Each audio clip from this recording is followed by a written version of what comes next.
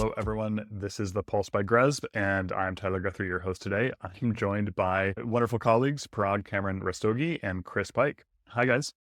Hey, Tyler. Hi, Parag. Hey, It's good to have you on. Today, we are talking about a really important topic in real estate investing. It's something that you guys both covered in a recent article to Perry, Private Equity Real Estate. It's the brown to green strategies and how it fits into a concept of sustainable investing. So I think jumping straight in, Parag, can you briefly explain the distinction between sustainable real estate and sustainable investing in real estate? so if you think about the context within which we are having this conversation and the context within which GRESB exists, real estate is a huge contributor to global greenhouse gas emissions. So sustainable real estate or sustainable buildings are buildings that have low emissions or high performance. So in other words, they're good for the planet, they're good for people that use them, and eventually they're also good for your bottom line. Sustainable investing is the allocation of capital to achieve these low emissions. Now, that doesn't always imply that you're taking quote unquote bad buildings and making them better. Sometimes what that means is just buying good buildings, buildings that are already green. So that's the distinction we're trying to make in this article and this conversation. There's sustainable investing can mean just buying good buildings, or it can mean taking bad buildings and making them better. Whereas sustainable real estate or building is a good building. Love it. And Parag, let me just say one follow-up is saying sustainable building can be a sustainable investment, but sustainable investing is bigger than the concept of sustainable buildings. Good distinction. And actually, going a little bit deeper, how does GRESB support these different investment strategies? Like, what do we know about the way investors and managers are working today? Absolutely. Let's unpack that a little bit because it requires a tiny bit of history. First, GRESB came out of a tradition where the goal was to provide transparency to help investors understand the quality, the sustainability of what they were investing in. So we were trying to basically provide, in the form of a benchmark report, a spectrum of green. We said, hey, this is brown, and we provided a 0 to 100 score to say this is green.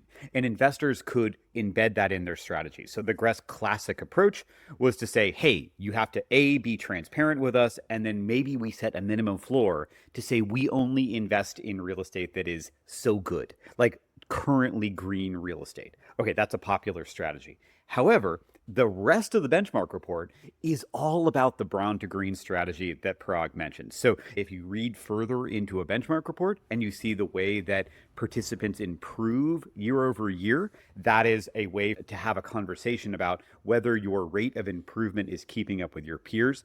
And if you go further down and you look at the strengths and weaknesses, and again, you program that into your annual engagement, we have a way of talking about that. So in a very literal way, it's always been the second thing we've talked about.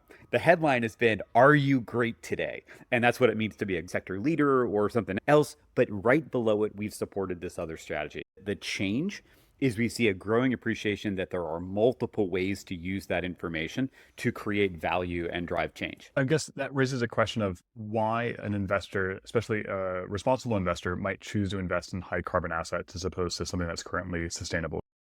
I think the most obvious reason you might invest in a high carbon asset is because if you are investing in real estate, you kind of have to take the good with the bad, because the buildings that do exist, in most cases, we still need them. If they generate income, it's good because you keep generating income.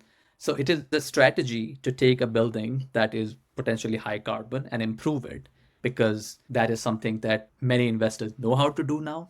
It's something that has been proven to yield good outcomes in terms of operational efficiencies, carbon reduction, and better outcomes for the people who use those buildings. So the point being that in your exclusionary strategies, you can't sort of wish these high carbon buildings away because they're not leaving the planet. They're still there. Somebody else is going to operate them and they're still going to continue emitting. So you have an opportunity to use your capital to make those emission reductions. And to wrap around that, I mean, when I think about why you'd invest in a low performing building, I'm like, hey, that's real estate. I want to buy low and sell high. I want to buy something that someone else sees as a dog, i.e., they'll give it to me at a discount, and I want to fix it up, make it greener, and then sell it for what people are going to perceive as a premium.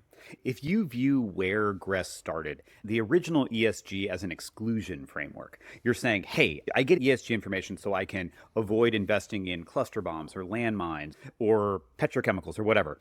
If you view the purpose of getting this information so as to exclude certain assets from your investing horizon, you might exclude brown buildings, non-green buildings. You might say, I have a minimum threshold, they must be this green. That is an entirely cogent investment strategy that has long roots. On the other hand, that might prevent you, as an issue of strategy, from investing in the low performers, the currently low performers that Parag mentioned, a brown to green strategy, where you invest in the low hanging fruit and then you bring them up. That creates a risk for you that you have to deliver. You've bought low, your intention is to sell high. On the other hand, a green to green strategy also creates some risks and opportunities. You have the security of being able to tell your partners that we only invest in currently good stuff. However, you also have the obligation to keep the green stuff green, and you probably paid a premium for it. So these are complementary strategies. If you want the security and you're willing to pay the premium to buy the green stuff now and maintain it as green to exit, cool, you've got a green to green strategy. If you have the confidence to invest in brown, invest what's needed and bring it up to green, you can put the green premium to your advantage and exit strong. They both make sense as investment strategies. They're both different as investment strategies. And I think this is really the response to some of the criticisms in recent stories and podcasts over the last year that's been talking about ESG investing, sustainable investing as kind of not really driving change, but just kind of chasing what's already green. That said, what are some of the data points that we have that really focuses on how brown to green investments can actually really meet long-term decarbonization goals? Oh, 100%. I'll give you a vignette to start with. We had an event back in New York City, right? It was hosted by Macquarie Asset Managers. And after an hour and a half of an event, we had the best story of the day. Macquarie sat there and told us about an investment they made in a waste management firm in the Midwest. And they very sheepishly said, yeah, we've been working with this firm and really enhancing their ESG and really helping them come along. And it turned out what they had done when they made their investment in that firm, they had a GRESB infrastructure score of 15 or 12 or something like that. Within 2 years, that company had a GRESB score over 80. And it had completely transformed the process by which it manages and delivers sustainability. They were a little sheepish, a little skittish, a little bit not out front to say that's the story. But we know that that is the actual difference that an engaged investor makes using a framework, in that case, GRESB infrastructure. So do we know it's possible? 100%. Can it be more prominent? Yes. Parag, why don't you tell us, how impactful it can be in quantitative terms? Yeah, so thinking about this brown to green as a spectrum, we took the entire GRESB database and we did this experiment where we created synthetic portfolios, and we showed that when you allocate capital to take assets that in our database are on the worst side of the spectrum, so on the browner side of the spectrum, and you invest capital to bring them up to some reasonable standard. And we didn't even say like you go up to the top level, you go to like median or slightly higher. The impact you have then compared to the impact of buying already green assets and operating them well, keeping them green, maybe upgrading them a little bit. The difference in impact is like 30 times or more, which is a huge change in terms of like the impact on overall emissions, right? Because of course, the planet at this point cares about, and what we all care about is total emissions reductions, right? And high emissions reductions will only happen if you take high emissions assets and make them low emissions assets. I'm not belittling the challenge of buying premium assets and keeping them green. That is definitely a challenge. And that's something we do appreciate at GRESB, and we reward people with great scores for that. But GRESB is not about shying away from investing in high emissions assets. Tyler, I want to make sure that the folks listening to this heard the number.